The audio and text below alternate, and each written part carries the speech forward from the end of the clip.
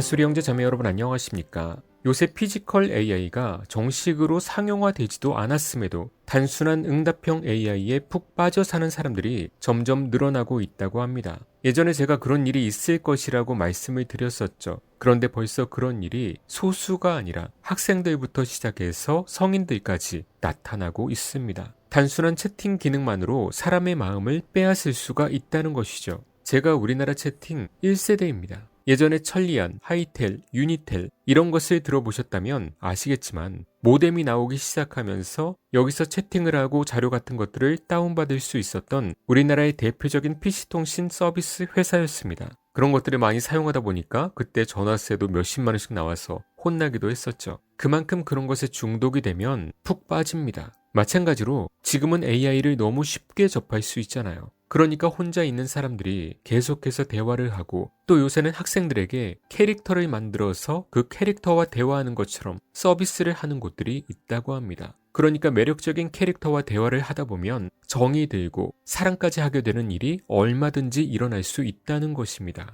이제는 사람과 채팅하는 것도 왠지 부담스럽고 AI는 나의 모든 것을 말해도 들어주고 괜찮다고 해주고 방향까지 제시해주니까 얼마나 의지가 되고 편하겠습니까? 이게 학생이든 노인이든 상관없이 얼마든지 중독성을 보일 수 있다는 것입니다. 그리고 보시는 것처럼 벌써 이런 아이돌을 닮은 로봇들이 출시가 돼서 2억에 판매를 했는데 1만 대가 완판이 됐다고 합니다. 사는 남자들이 있으니까 팔리겠죠? 이런 것들이 여자만 나오는 것이 아니라 남자도 나올 것이고 지금보다 훨씬 인간을 닮은 로봇들이 나오게 되면 앞으로 5년, 10년 안에 얼마나 요상스러운 일들이 세상에서 펼쳐지겠습니까? 동성애만 문제가 아니라니까요. 혼자 있는 사람들이 적적하니까 이런 로봇 한 대씩 사서 같이 있다가 정이 들고 사람은 필요 없어지는 그런 시대. 그런 사람들이 상당수가 반드시 생길 것입니다. 그런데 제가 AI를 다 믿지 말라고 말씀드렸던 것처럼 AI의 응답을 전적으로 믿고 행동했던 사람들이 마지막에는 배신감을 느꼈다는 경우도 방송에 나오고 있죠.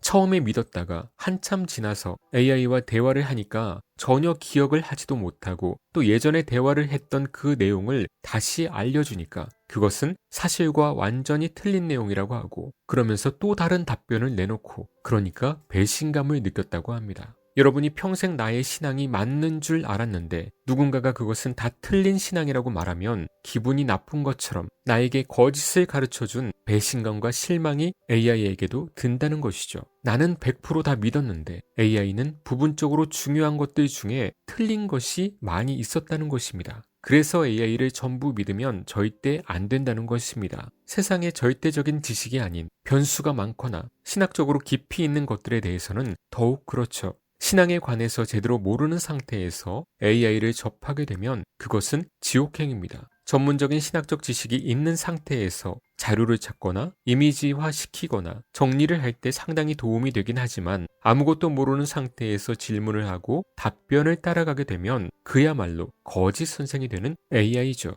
그리고 AI의 답변이나 사진들을 여러분이 만들다 보면 마치 내가 심사위원이 된 것 같은 착각이 들기도 합니다. 그래서 배우는 것이 아니라 판단하는 자세가 더 생길 수도 있는 부작용도 염두하십시오. 모르는 상대에 대한 호기심과 신기함 등이 더해지면 AI라 할지라도 좋아하는 감정이 생겨서 빠질 수 있는 사람들이 있을 수 있습니다. 벌써 이렇다면 나중에는 당연히 더 심각해지겠죠. 혹시라도 방송을 들으시는 분들 중에 그런 분이 없겠죠. 절대 AI에게 깊이 마음을 주시면 안 됩니다. 아무리 AI가 발전을 하고 인간의 마음을 전부 꿰뚫어 본다고 해도 그것은 AI에게 영혼이 생기거나 자의식이 생긴 것이 아니라 그저 데이터가 만들어낸 정교한 착시일 뿐입니다. 방대한 데이터의 조합으로 만들어낸 신기루 같은 것인데 그것이 단지 모니터에만 있는 AI가 아니라 이제는 피지컬 AI로 물리적으로 나오기 시작하면 그 파급력은 상상 이상이 될 수도 있습니다. 스스로 학습하고 응용까지 가능하다면